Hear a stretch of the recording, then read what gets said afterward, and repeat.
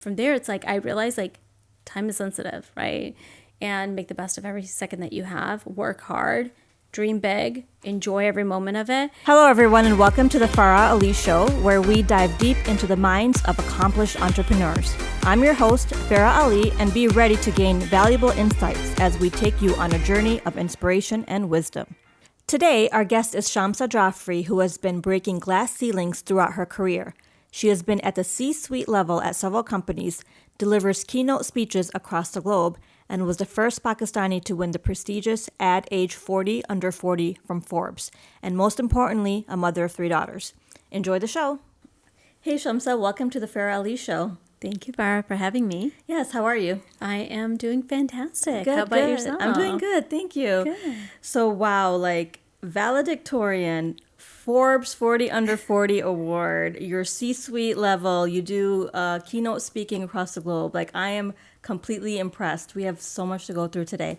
So why don't you start off with telling me a little bit about what you currently do? Yeah, absolutely. So right now I am the Senior Vice President of Paid and Owned Channel Science. And that's really a fancy way of being able to say that what we're doing is we're trying to bring information together to understand our customer and predict their next behavior and personalize those experiences in the moments that matter most. Financial services customers are just like any other customers for any other brand or any other business. Businesses need to know what the consumer is thinking, what they're feeling, what they're doing, so that they can show up in the most brand right way across different channels, whether that channel is, TikTok, whether that's email, whether that's direct mail, whether that's actually in the branch or physical location. You need to be able to understand what your consumers want so that you can deliver on those needs in those moments that matter most. So how did you actually get to this position? Did you have like a referral in the company? Did you know somebody that hooked you up? Like, how did you actually get, because very rare for women to kind of get up there when it comes to C-suite level. No, absolutely. So it's always an interesting story, right? And this is why it matters really to do really great work and have a really great network. Mm-hmm. And I'm a big believer in coming in, and when you leave an organization, your desk should be left in a better condition than it was when you first came in. Interesting story actually. My CEO had asked me to meet with one of her friends at another financial services organization and talk about all the great things that we're doing. And also they kind of want to pressure check also their own analytics, data science capabilities to see if they were at parity or, where there was opportunities for financial services, where they can learn from retail as well, because retail had to transform so quickly due to COVID. During those conversations, I was bringing the CMOs up to speed on what we're doing, what we're not doing, and what's working, what's not working, and how we've actually set up the foundation and why it really mattered to really focus on setting a very strong foundation. Just like when you're building a house, right? You have a shaky foundation, your house is going to crumble. Same thing in data and analytics. You have a shaky foundation, everything else is going to crumble eventually. And after that conversation, I left that conversation. I'm like, gosh, these CMOs are going to hate me right now because we are doing a lot of things that are unconventional, but it's working. It's working because we have a vision, we have a strategic approach, and it's being successful so far. Months later, I received an inbox. I received a direct DM in my LinkedIn from the CMO saying that, hey, we have an opportunity. Love for you to consider, or we have this great opportunity. Love for you to review the job description. Let us know what you think. I looked at the job description and looks great. I'll let you know. I'll let my network know. I'll share this information with my network. A couple of days later, I received a message again, and now it's saying no, actually, we want you. What about you? I'm like, I'm really not in the market right now. Not interested at this moment. I really love the work that I'm doing here at. Where were you working at the time? At Abercrombie & Fitch. Oh, you were at Abercrombie at the time. Okay. Yeah, yeah. And a little while later, it just happens that stars kind of aligned. It was traveling a lot back and forth to Ohio, and having 3 little children, it was getting difficult to do that. And how do I talk about this without bringing up personal stuff? But Father was getting sick, right? So yeah. there was a day where he became really ill, And So Fahad is your husband. Just Yeah. wanted to, okay. So Fahad, my husband, Yeah. he became really sick that one day, and my daughter looked at me. She's like, "Mom, you were supposed to be in Ohio today. What would have happened if you were in Ohio? I don't have a phone. I couldn't have called 911. Like, what would have happened?" Yeah, and then that was really the moment where I'm like, where I had to take a step back and say, "All right, I've got to do right for my family." I have loved the work that I'm doing at Abercrombie. It's great, but being 7 hours away, again, my children at that point not vaccinated, early on in COVID, and I was driving 7 hours each way to Ohio, and this is once a week. every other week. Wow. Yep, every other Okay. week. I would leave on Monday, come back on a Thursday or Wednesday night as soon as I was done with all of my meetings. So, the fastest I could have came back was 7 hours, right? And for a child, that's days in their head, right? Although we have a lot of family and friends and everyone around, but having mom around is obviously extremely, extremely important, especially in situations like this. Sure. And so that was just, that was my realization for like that. I may have to consider something else. And when when I was getting these messages, it was almost that, well, maybe this is fate. Maybe this is what, this is an opportunity I should explore, right? So it's not something that I had ever proactively reached out and, tried to figure out other opportunities, but it was just more of stars aligning at the right moment. Okay. So let's talk a little bit about you're in data analytics, Yep. correct? So is this something that you planned when you went to college of doing, or did you kind of just happen to walk into it? Absolutely did not plan to do this at all. Actually, it wasn't even an actual function or an expertise that you could actually get a degree in at that point. But now, obviously data science, data analytics is so prevalent. Right. The closest to this would have been like IDS. I know UIC had that, or there were some like BI programs, but it was very like early infancy stages. So absolutely not. Backstory to that is I actually stumbled my way into the industry, actually. I had no intent. I had no idea what I was doing, but I kind of stumbled into it. I was working full-time while I was going to college, and I was working as an inside sales rep, which is a fancy term for a telemarketer for a software Can company. I backtrack 1 second? You were working full-time while also going to college full-time? I was, yes. Wow. Yeah. That's a lot. Yeah, in order to pay for college, Yeah. I had to work full time and hold multiple jobs at any given time to be able to, graduate at a decent time. So I was working full time. Again, it was just it was a telemarketer job, but it was in sales, and we were selling software. And I was trying to understand why sales were doing really well some of the times, not all the time. Some of the times I was just doing horrible, and I was trying to understand what it was because we had these very aggressive sales goals, and I was trying to understand, how do I identify, like, what is that like perfect combination that's going to yield the highest sales results? And at that time in school, I was learning about multivariate testing and understanding which elements or what combination of variables yields the highest ROI. And as I'm writing out this algorithm and I'm putting in all my variables and I'm running all my different test scenarios, my boss walks past me and he's like, well, what are you doing? I'm like, oh, and I explained it to him, like, this geeky 19-year-old explaining to her boss what she's doing with multivariate testing when she should be selling software. He listens to me for about 10, 15 minutes, walks away, and I see him going to the CMO's office. And it's one of those fishbowl offices. And at this point, I'm like, oh my gosh, did I like break some rule? Am I going to get in trouble? And all I'm thinking is I'm not going to be able to go to college. My mom is going to say, that's it. Now it's time to get married.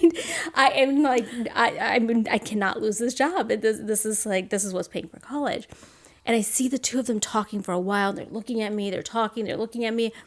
Gosh, did I break like any antitrust laws? Like what? Like, am I going to get arrested at this point? So I'm like freaking out. After like what seemed like forever, my boss comes back to me and he said the CMO wants to see you in the office. I was so scared. I was shaking, palms sweating. I walk into his office, and he's like, Shamsa. I'm like, yes. He's like, I heard about what you were doing. I'm like, look, I'm so sorry if I broke any rules. I was just trying to I had learned something in school, and I was trying, like, the way I learn is like, I need to be able to put it into action. It's just a weird way my brain works.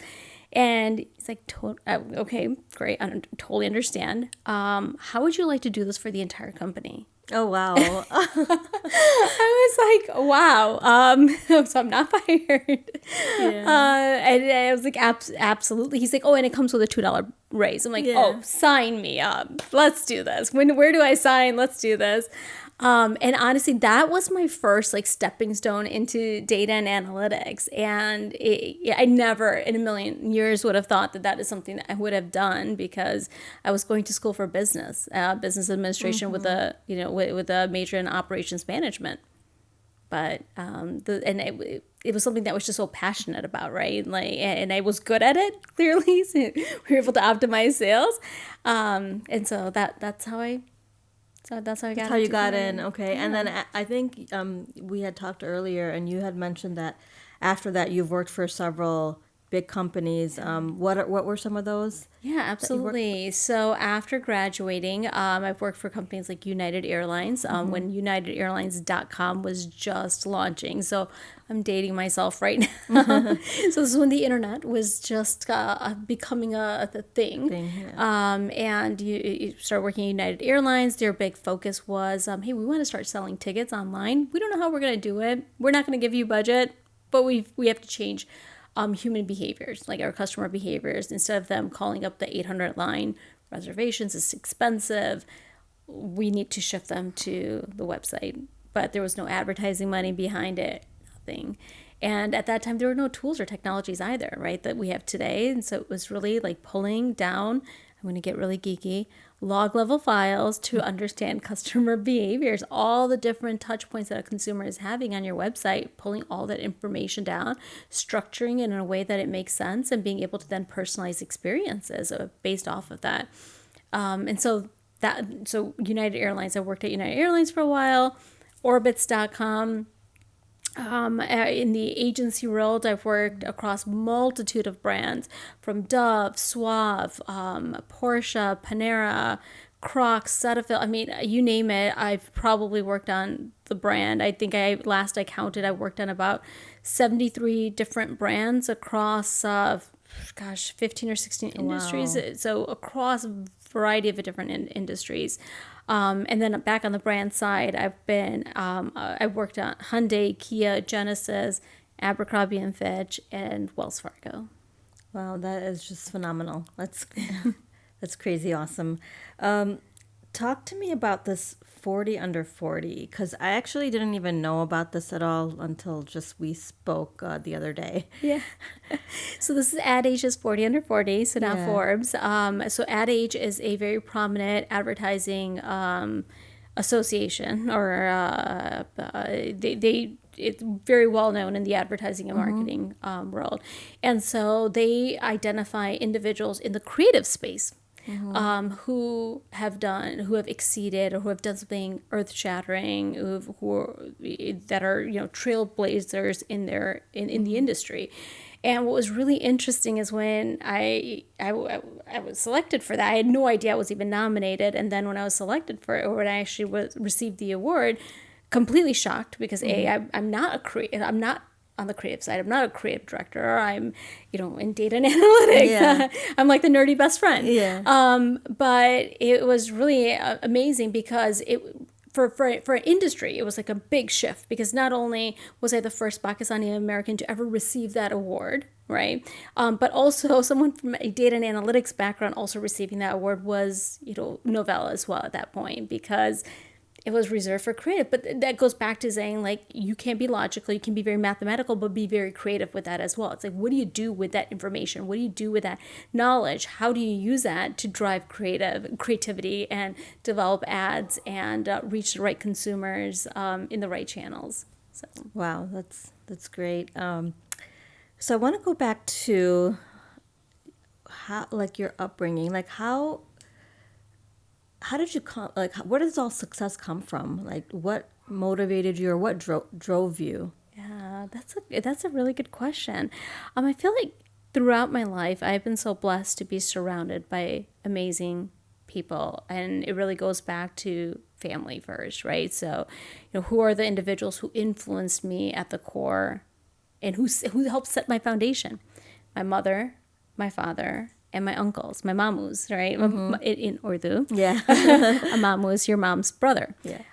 He had a big part of who I am today, as well. So there were individuals throughout my life, like I said, that I was able to draw specific aspects, and bringing all those amazing aspects really helped drive who I am today. So, for example, my father, very, very hardworking individual.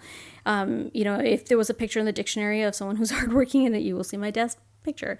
He had a lot of grit. He has a lot of grit, and he's very hardworking, and he never has let what he doesn't have stopped him from pursuing his dream. Like, so I've learned at a very young age, work hard, you will succeed.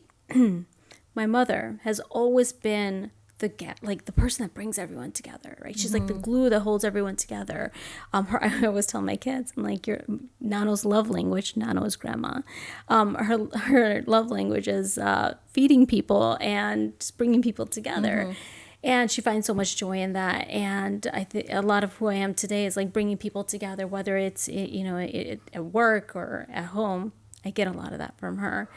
And then from my mamu, what I learned at a very young age was think big, dream big. He came from Pakistan on a scholarship. And today, now, he is one of the most successful Pakistani American businessmen here in the United States. I mean, his legacy is phenomenal. He's done some amazing work, and he continues to do that amazing work. But he had instilled that in us as well. So my father's grit, determination, hard work. My mom's like softer side of like, be a good person, bring people together, do good, do what's right. And then my uncle's like dream big. Anything is possible. Did you, as a child, did you know that you were smart?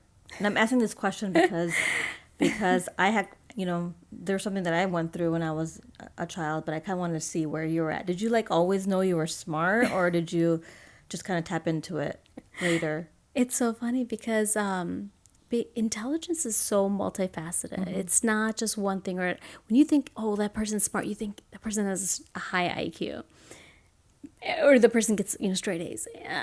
I never thought I was smart in elementary school, middle school, even up to high school. I never thought I was smart, but I always knew that I would always look for solutions to things.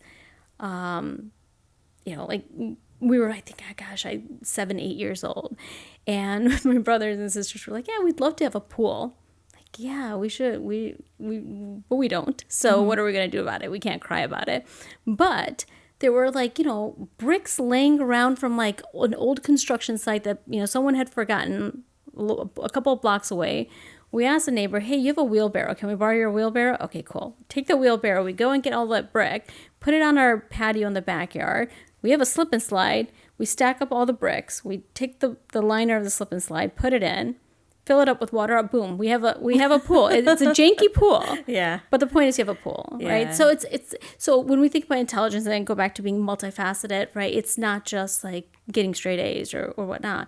It's are you a creative thinker, things of that nature? Are you able to learn from your mistakes? Are you able to take feedback and apply that? I think all of those things are so important in building someone's intelligence. So as a child, you're taught that intelligence is getting straight A's, and that is the only way of intelligence. I never, ever, a million years, I was not that straight A student in middle, in prior years before college. But then it also means that someone has a different way of learning, a different way of thinking, and I always the way I always learned was like, don't tell me about theory. Like I was asked the question why, and I got myself in a lot of trouble, especially in like Sunday school, or let myself in a lot of trouble because I would ask those questions of like why, and it's like, don't question it. It's like, well, if it doesn't make sense to me, or if I'm questioning, like just answer, like, right, like just say, or you just say you don't know the answer, right, and that's okay. But like I always looked for where do things make sense. If they don't make sense, like find out the why behind what someone is telling you. Yeah, like for me, I remember when I was like 6 years old, around there, like I thought I was smart. Like I remember as a child being smart because I would like take, first of all, I would get like, I would know the answers to all the teachers' questions, and like I didn't even have to pay attention because I already knew like so, whatever they were talking about. So I'm like, okay. And then I also like remember I used to collect like colored pencils, pens, and things like that. And then I had a good collection of them, and I would start selling them to kids in class, and that was like Hustling. yeah. So I was like 4-year-old hustler. Yeah. So I remember I was like so excited. I made my first quarter, and then I'm like, I gave it to my mom. I'm like, here, Mom, I made my first quarter. It was funny, but then something happened along the way. And I think it's what you said. Like, I think I got so used to not paying attention to the teacher that I just carried that. And then, yeah, I wasn't that straight A student. And then I started thinking, oh my God, I'm not smart. And I carried that whole thing of me not being smart all the way through college. Oh, all the way through college. It was when I got one of my jobs at work where my boss was like giving me praise for my work, and I was like, wait, what? Because I'm not used to praise, because my parents, like, they're from India, so they don't actually praise you at all. They actually tell you how you're not doing good enough so that you could do better, right? So that's their way of motivating you, which doesn't work. But yeah, it was my boss, and she was like, kept telling me how well I was doing, and then I just wanted to perform even better and better and better until I got X amount of promotions, like 5 promotions in 5 years, because I just got addicted to that, somebody praising me. So, but yeah, so I just thought it was funny. Like I like to know how other people are brought up as well. Like if going in you're smart, or if it just kind of happens. Yeah, absolutely. And that's really cute. Absolutely no. I never thought it was, but until I learned, I figured out the way I learn, and how I retain information is a little bit different, very different. Yeah. So like along our journeys, right? Like along your journey, everything is not just easy peasy, right? You just didn't get to where you are today. What are some of the challenges that you faced in your journey?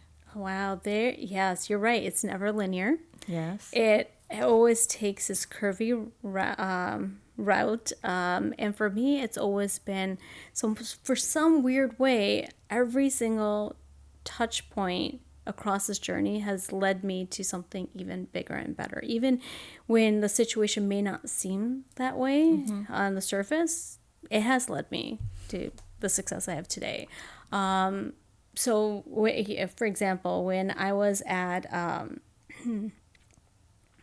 let me go back to, I'm going to try and go back to like how far back I want to go in this journey. But I talked about, my first job, the stepping stone into my career.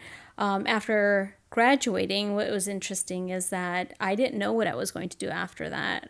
It was the .com bust has just happened, or we were in the midst of that .com bust. So a lot of the software companies were kind of going belly up at that point. I'm like, all right, what am I going to do now? And so what was interesting is that my boss from the .com, from the software company, called me the day of my graduation, actually, and said, hey, what are your plans for the future? I'm like, it's ironic that you asked me. I'm actually graduating this evening, and I don't have such plans right now, but I'm trying to figure that out as we speak. And he's like, well, how about you come in on Monday morning? Let's have a chat. I'm like, all right. So I go into, Monday morning comes, I go into this like paper factory. I'm like, what am I doing with my life? But this is a paper factory. And he's like, we're trying to transform the paper industry, and we couldn't think of a better person than you to bring on board, because you know how to think outside of the box. How are we going to transform this industry that's just dying? And so it's a great challenge to have. I'm like, let's sign me up for it. From there, going to United Airlines, where they were transforming once again. The company is going from being a call center to a .com company, and so that was an interesting opportunity when went along that. Orbitz.com was very similar to that, and then I had become ill. I became sick, and within seconds, my world turned upside down. I had a massive headache. I was helping one of my friends. I remember she was over. I was helping her with her homework. We were doing something in Excel, and we were writing a great, formula. And all of a sudden, it was this massive headache. I've never had a headache in my life before, and it was to the point where I'm like, I couldn't even think. I couldn't even. I don't know what was going on. I told her, I said, I'm going to go lay down. I'll come back in like a couple of minutes. I don't know what's happening. After a couple of minutes, I came back. I told her, call 911. I don't know what's going on. Somewhere along the line of leaving my house and getting to the hospital, I lost my eyesight. And I was at the hospital. You lost your eyesight. I lost my eyesight. Completely lost my eyesight. And the doctor said, how many fingers do I have? I guess he was trying to put up his finger. I'm like, turn on the light. I don't know. I can't see. He's like, you can't see anything. I'm like, I cannot see. And it was one of those urgent care wannabe hospitals, whatnot. Yeah. But and at that moment, it's probably just an infection. We don't know what's going on, but here's the medication. Go home. You'll be fine. And here's you have to see an ophthalmologist or whatnot, and a neuro-ophthalmologist. I don't even know what any of these terms meant. No, I had no idea. The next day, whatever, I went and met with all these neurologists, ophthalmologists, and they're like, well, we don't know what has happened because too much time has passed at this point, right? You have to diagnose these things right away in the moments that happen, but you may get your eyesight back, you may not. And so I had to learn. Again, I'm at this juncture in my career where I am just killing it, right? I'm working hard. I'm moving from an analyst to senior analyst to a manager. I'm doing this amazing job at United Airlines. It's phenomenal. But then all of a sudden your world comes crashing down because in order to do math, to do analytics, to do any of that, you need your eyes, right? And so everything, my whole world just came crashing down, and I had to relearn basic things like how to shower, how to go up the steps, or how to just care for myself, just basic things. And on top of it, I didn't look like myself. The side of my face, my left side of my face had just fallen, so clearly it was, after the fact when they were like, oh, you may have had a stroke. So. And I would wear these big glasses because I was so self-conscious. I looked scary. I couldn't see. My whole world, everything just came crashing down. Everything I knew, everything I was, everything, it just came crashing down. Anyways, the good news there was that, or the silver lining there is I was able to get my eyesight back in one of my eyes. I had to pick up the pieces because what I realized is no one's going to come take care of you. No one's going to come pay your bills. No one has that time to baby you. You have to stand back up, figure it out, and be financially stable. You got to be able to take care of yourself because you can't depend on anyone else to do that for you. And so as soon as I was able to get back up, I was started interviewing, and at that time, 6 months in all of the change that's happening in our industry, I was already a dinosaur in 6 months. And so I was sending out resumes. I was getting tired and every rejection after rejection after rejection. And then I finally reached out to one of my friends and I said, hey, can I just be your receptionist? He had a company. I'm like, I don't care. I need to get my brain functioning again. I have to do something. He's like, sure. Are you sure about this? But anyways, I started working he's like, just, whatever, week to week, month to month. I started just, being an administrator. And Orbitz came along. So sorry, I'm a little backtracking a little bit. Yeah. So the opportunity at Orbitz came along and applied. They brought me in for an interview, and again, it was supposed to be a sunny day. I take the train in to go for my interview. Second I get off the train, start walking towards their offices, torrential downpour, and I don't have an umbrella. And so I'm in my business suits, torrential downpour, hair wet, makeup dry, just drenched. Yeah. Go into this office. I'm like, these people are never going to hire me. They're going to be like, get out of here, crazy lady. Long story short, it was more of like who you are. They hired me. Yeah. And so I was able to get back on that horse, right? Like I was able to get back on. And from there, it's like I realized like time is sensitive, right? And make the best of every second that you have. Work hard. Dream big, enjoy every moment of it. And from that moment forward, it's like, it just kept progressing. From there, I went into the advertising world. I was always intrigued by advertising. I never thought I was that creative person, but, part of me really is creative. And spent time in the advertising world. And while I was in advertising, I realized that I'm very entrepreneurial. And there was this whole opportunity in mobile advertising. No one was really thinking about it. I would bring it up to my executive leadership. They're like, yeah, it's great, but it's a little early. No one's, they're talking about it, but we don't think it's going to go anywhere. I'm like, no, I really think mobile advertising is going to become a thing. I think people are going to carry around their mobile phones a lot. And not only are they going to carry around their mobile phone, that's going to become their way of like, watching TV or, corresponding, everything. That's going to become like the computer eventually. Like, yeah, maybe. But anyways, I was so determined. So I opened up I've opened up one of the first mobile analytics agency, but our focus was on mobile ad serving platform. And so it was like serving up mobile ads to consumers. In the your own company. It's my own company. So it was my first startup. I was 25, 26 years old. I was a little, this kid, looking back now, this kid who had a big dream and who had a vision, who was determined and was not going to allow anyone else's voice to drown out my own aspiration, my own vision. And so it was my first startup. Did very well. I was living in Philadelphia at that moment. A lot of my clients were small to mid-sized businesses and also pharmaceuticals. And but it's as a newcomer, you do as best as you can. You expand as much as you can, and while I was working there, now I'm in my late, mid to late, getting into my late 20s now. And I at that point a part of me was just like, okay, maybe it's time to settle down now, right? Yeah. Settle down, meet some good prospects. And because again, it was just like in my 20s, it was like career, that's it. But in my 20s, it's like I need to settle down, find somebody good. And that journey was always interesting. And in that journey, I met my now husband.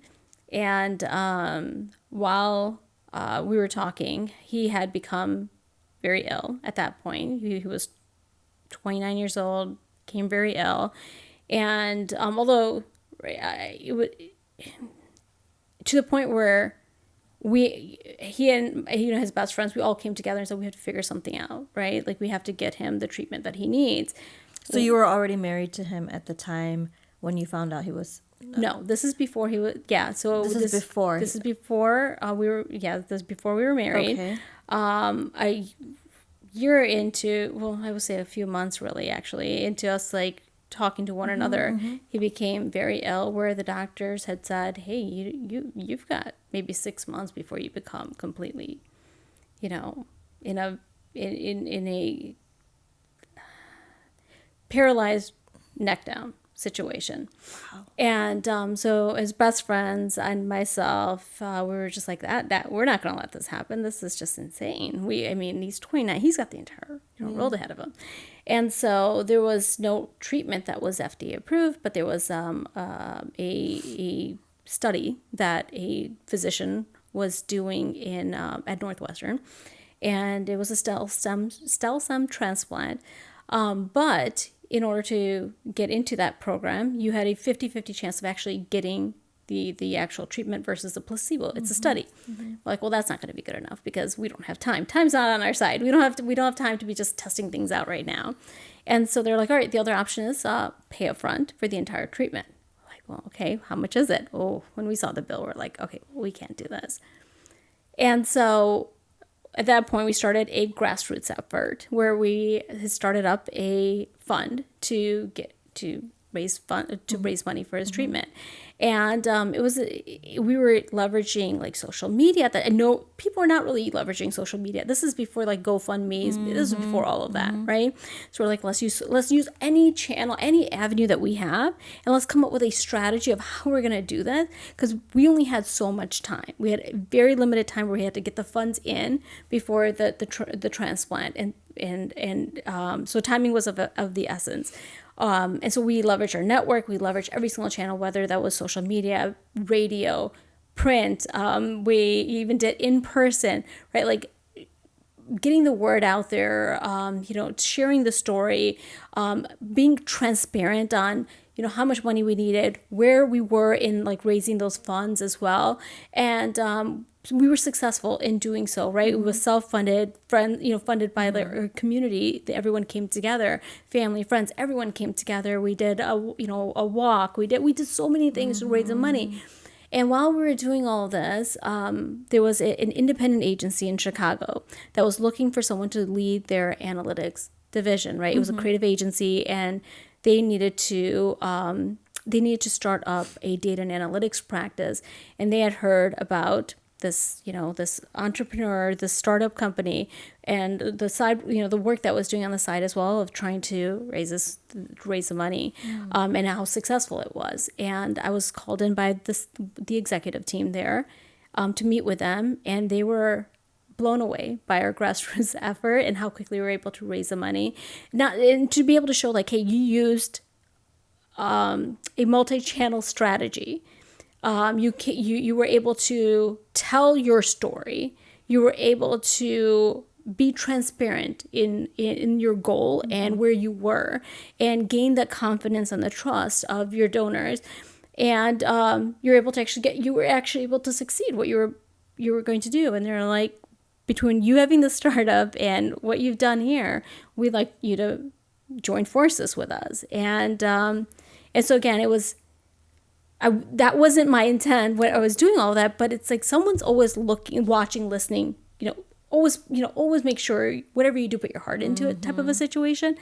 And so when we talk about my career, right, it's like that's where my career also took another turn, where I was able to partner now with a larger independent agency who had clients like Porsche, Panera, Crocs, Cetaphil, all these different brands that I now had the opportunity to work with and grow with.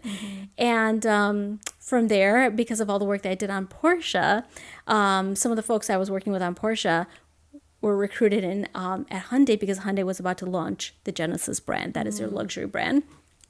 And so the opportunity to work with, the opportunity to even launch an entire new brand, an automotive brand, like how often does that happen? Yeah. Right? It does not happen very often.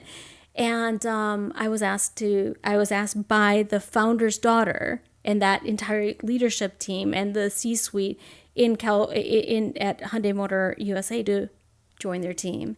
And again, it was in Southern California. Took a leap of faith, and a lot of it is to do with my husband as well, because we at that point we had two little children. My daughter was my second daughter, my middle daughter, was only a year old at that point. We had just bought our house and moved in about 6 months prior to that. And I was just like, no, we it's a big move. It's Southern California, from Illinois to California. Illinois to Southern California. I was like, no. He's like, no. What's to lose? You're going to regret this if we do not move. Like if it does, like worst scenario, Chicago's always home, but you need to go. And so he lit the fire under it, like really pushed for it and championed it, and we moved to Southern California. It was one of the best decisions. I grew so much as a person. We grew so much as a family. I learned a lot. I was able to give back a lot. I was able to learn about business, culture, just like building it's so much from that experience. And and eventually we ended up coming back to Chicago. And then I joined forces with another advertising agency here in Chicago, again, to expand my horizons, learn more, work with other brands as well. And then from there, it was during COVID had just happened, and stores had all of a sudden shut down. and Abercrombie and Fitch had to figure out the digital space. And they had heard about the work that I had done on the agency sides as well. So I was working on some brands like Macy's and Sephora and a couple of other brands. And so they wanted to bring on an C-level officer level role within the organization and help build the data analytics practice. And so they tapped me for that. And honestly, that role was everything that I had trained up to do and be. So it was all prepping you for. It's all for prepping that. me. Yeah. But the whole point is, like, right, you keep taking chances, right? And at Yes. times it may seem like you're taking a step back, but it's like you just took 2 steps forward, right? And like things that you're just doing because either you want to help out or you're being passionate about something, you're just doing good work and you're noticed for that, and it opens up other doors for you, and you're building your network along the way. And that's the big thing I tell people. It's like, don't say no, right? Like, take that leap of faith. It's okay. What's the worst that can happen? You're going to learn something. And if you're learning something, then you didn't fail. So What happened to that business that you opened up? yeah, so that's where I, partnered up with the agency, with the other agency, and my share was brought into the independent agency, but the remainder of that was the other partners that were with me at that moment. They took that company. Okay, got it. Okay, that makes sense. And then, was there any other companies that you opened up afterwards, or was that the one? That was the agency. That was the one that you had sold. You had Yeah. sold your shares to. Yeah. Okay, all right. Now let's talk a little bit about your family. I know you said you had 3 daughters. Yeah. So they're very cute. I've seen them on Facebook. Do you ever have mom guilt from, out there career-wise in the workforce? I'm sure you're very, very busy with everything that you're doing. all the time. Mom guilt is real. I'm sure, any mom will tell you it is real. And you're constantly, your mind, no matter, you're at work, your mind is with your children. You're at children, your mind is like, I have to send out that email, I have to do this, or I have to, prep for this meeting, or I have to fly out at this. You're constantly, juggling that. But what I've learned is that there is no such thing as balance. I mean, there's no such thing as perfect balance. You're constantly going to have balls in the air.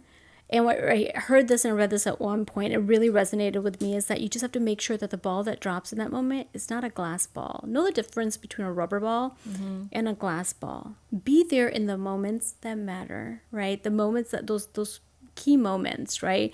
Yes, you're not going to be there all the time, but being there and being present, and it's that quality over the quantity is what I really focus on with my children. I try to stay as involved in their lives as possible, whether it's being in, and this is where you start stretching yourself as well, where it's, I'm part of the parent-teacher association, or the home and school that they call it, art school. With my younger one, I'm the room parent. With the Girl Scouts, I'm one of the troop leaders. With our community, I'm always like volunteering to help out with different events and stuff, just to bring everyone together, or create those events so my children and other children in the community have those opportunities and those experiences as well. So it's constant mom guilt, but you just have to learn to time box, right? Like it's very, very important to schedule, right? Put guardrails around, like, this is my work time, this is my family time. And what I've noticed for me, what works best is when I kind of sometimes even blend those. So I travel a lot for work. Whether it's for meetings, whether it's for speaking engagements, whether it's for conferences, whatnot. And I bring my children along. And a lot of times it's my nanny comes with us, or a family member, my husband, whomever, they'll come with us. And my children not only get to see what mom does, but they also get to experience all these different places. So we make a little family event out of it. So if it's a conference on Wednesday, Thursday, I'll stay a day later, and we'll make up Friday, and they'll see me all day Friday. So it's how you find your balance. There's no perfect balance, but what's important is people need to realize, like, you need to find your balance, like what makes you whole and at peace. Yeah, absolutely. I remember that takes me back to when I was going to get my MBA, and there were times I had to take my kids to school, and they would just like have to, they were at least like old enough to kind of just sit like outside that area, lobby area, whatever that is, and just be on their, phones or whatever. But you have to do whatever you have to do. And even with real estate, like, it was like, hey, okay, time to go look at houses, sit in the car. But I think it's good for them to see and like, okay, my mom had to go through all of this. I think they appreciate it today. Absolutely. Right? Yeah. And they not only appreciate it, right? Because I always say, I'm like, oh, are they going to regret this? But not only do they appreciate it, but it helps them grow. Absolutely. They become so resilient in all this. And then they actually pick up on so much. Like the exposure is so great. Yeah. Yeah. So I know I had like mentioned this a little bit earlier and we were kind of just talking about it, but I didn't know about you. Like, even though you've accomplished so much, I haven't heard about you in the community until recently. And so like, I was wondering, like, why are you not out there telling people about what you're doing and what you've done? It's so funny. And likewise, right? When I was actually talking to one of our mutual friends, and he's like, "Hey, have you met Farah?" I was like, "No." And then obviously my husband, he knew you. He's like, "Yeah, Farah, she's amazing. She's like, she's a self-made, entrepreneur who's very successful." I'm like, "Why do I not know?" Like, I always say, like, there's not a lot of executive women or women who who've accomplished that in life, and they're like, "You need to meet Farah." And I would always hear this. I'm like, "Who is this Farah girl?" And then we finally ran into each other at that dinner. I'm like, "Oh, so you're that Farah." And you and I were the only other women We're in the only women in a bunch of like men at a table. Who were asking me like, "Isn't your husband here?" I'm like, "This is an executive event for no. Why would I need my husband to chaperone me?" So no, he's not here. But yes, it's I think it has a lot to do with our culture too, right? Like our South Asian culture, where it's like, don't boast, don't brag type of a situation. So when you do talk, I think for like women in general, not even South Asian women, just women in general struggle to market themselves. And then if you add in the South Asian element where it's like boasting is bad, it's not good, it's not a good look for you, right? Like, that's what we've been taught, and for a long time we're just like, okay. And so I always thought that my work will speak for itself, right? Like, I don't need to boast about it. It's about bringing other people up. It's not about myself. And if I do, talk about like what I've done, it's like I'm almost embarrassed and shy sometimes. And I'm like, why am I embarrassed of my success? The whole 40 under 40. It's funny because I was in New York, in Times Square getting my award, and I didn't even like post it. And Fahad's out there posting it. I was like, what are you doing? This is so, don't do that. And he's like, why not? This is such a big achievement. Like, how many people do you know that? I'm like, no, please don't do that. Yeah, you're almost shy and embarrassed, but it's it's the culture of it, right? Yeah, it's what you were, we have been raised with, right? Yeah. But I think we need to change that. And I know recently I've been able to change that because I don't look at it now from a standpoint of it's boasting. And it's not about boasting. It's about, hey, let's share our story so that we can inspire others. Right. And so now I use that as my way of like reprogramming my brain that it's not about me and how I feel. It's about others, and sharing is helping others. So we got to get you there as well, because you have a lot of people can learn a lot about you and what you've done. So I always say, success isn't determined by the amount of money you accumulate in your life. It's about the number of people you've positively impacted because you existed, right? And you're right. If you don't share your story, then how are you able to uplift someone else who may be going through that same situation? They may think that they're the only people that are dealing with that. Yeah, and then you're going to always hear, you're not going to ever please everybody. There's people I know that, oh my God, she posts her stuff on Facebook or whatever. And I'm just like, they have no idea my intent of posting when I post. It's because I've been able to get people to invest in real estate or, and even with these podcasts, I share my journey with the podcast because I'm like starting out, like I didn't even know I was going to do a podcast 4 months ago. I had no idea, right? So I'm just like, you know what? I'm just going to do it. I'm not like practicing or anything. I'm just going to just run with it. And I know that I'll eventually figure it out. But the point is that now that I'm doing them, like I actually enjoy getting to know the guest. I'm learning so much.